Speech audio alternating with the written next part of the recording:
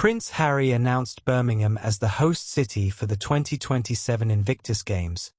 He wasn't just booking a venue, he was booking a family therapy session disguised as a sporting event.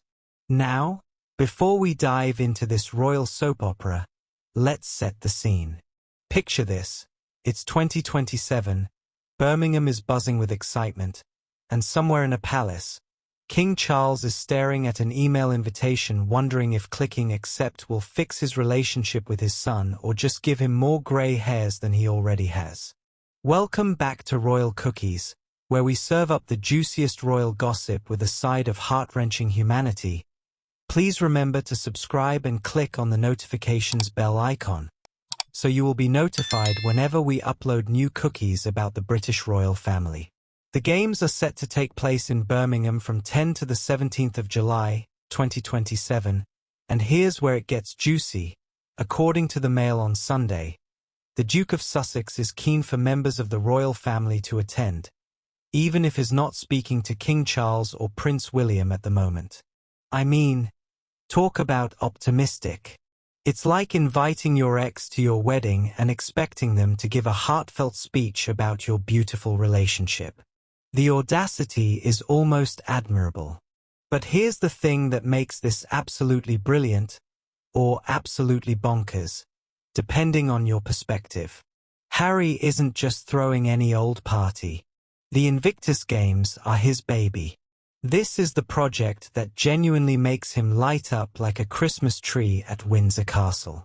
For those new to the royal tea party, the Invictus Games aren't just another sporting event.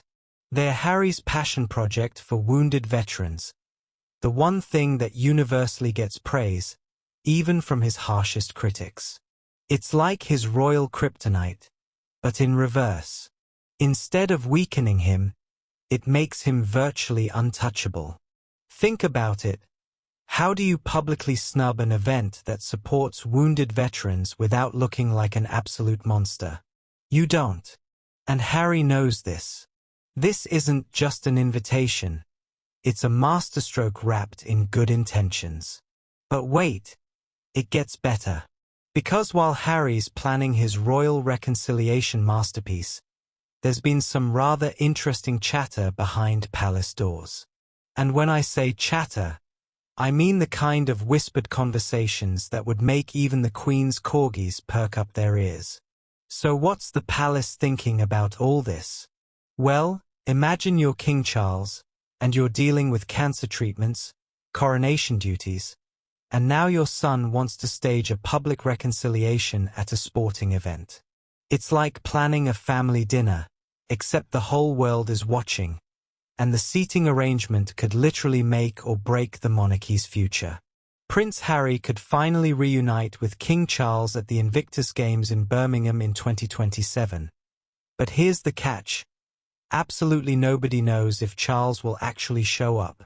It's like sending a wedding invitation to someone who's been avoiding your calls for 3 years.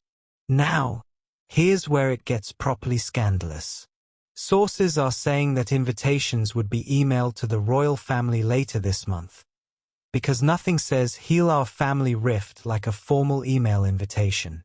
I can just picture it now. Dear Dad, you're cordially invited to potentially fix our relationship in front of 50,000 strangers and a global television audience. RSVP appreciated. Love, Harry. P.S. Please don't bring the lawyers. But seriously, let's talk strategy here. This isn't just Harry being hopeful. This is Harry being strategic. The Invictus Games returning to British soil for the first time since 2014 isn't coincidence. It's calculated. It's brilliant. It's potentially catastrophic. Think about the optics. If Charles and William show up, it's a fairy tale ending. If they don't, they look like the villains who couldn't support wounded veterans because of family drama. It's like Harry's created a royal catch-22. And honestly, I'm here for it. But here's what's really keeping palace courtiers up at night. The Invictus Games, founded by Harry in 2014, have long been his most successful post-royal venture. This isn't some random charity event. This is Harry's crown jewel, his legacy project, his look what I can do without you moment. And now he's bringing it home to Britain, where it all started, right in the heart of the Commonwealth. The symbolism is so thick you could cut it with a ceremonial sword. Now, let's address the elephant in the room, or should I say, the Duchess who's been notably quiet during all this reconciliation talk.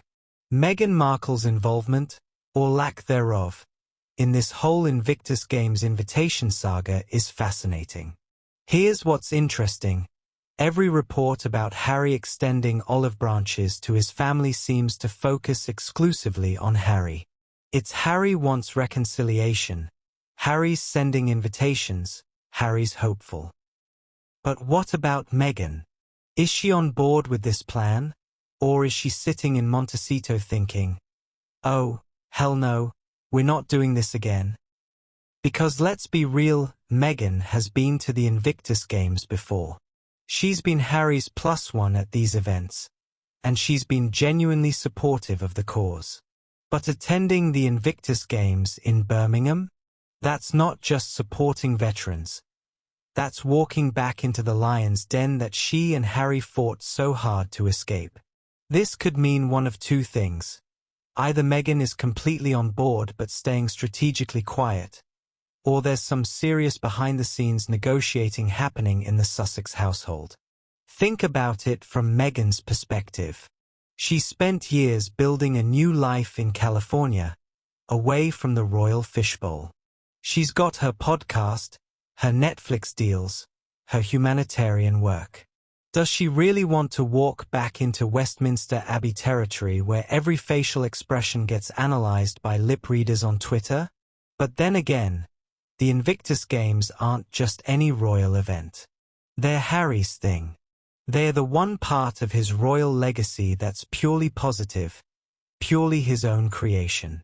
If Meghan's going to support Harry through a family reconciliation, this would be the perfect venue. But here's where this story gets absolutely wild, royal cookies. Because while we're all speculating about whether the royal family will show up to Harry's reconciliation party, there's one crucial detail that could change everything. If you're as fascinated by this story as I am, smash that subscribe button and ring the notification bell because we'll be following homewards every step of the way. This is either going to be the greatest royal success story ever, or the most educational royal failure in modern history. And either way, it's going to be absolutely riveting to watch. And if you're new to the Royal Cookies family, welcome to the most entertaining royal coverage this side of Buckingham Palace. We serve up the facts with just the right amount of sass and zero boring documentary voices.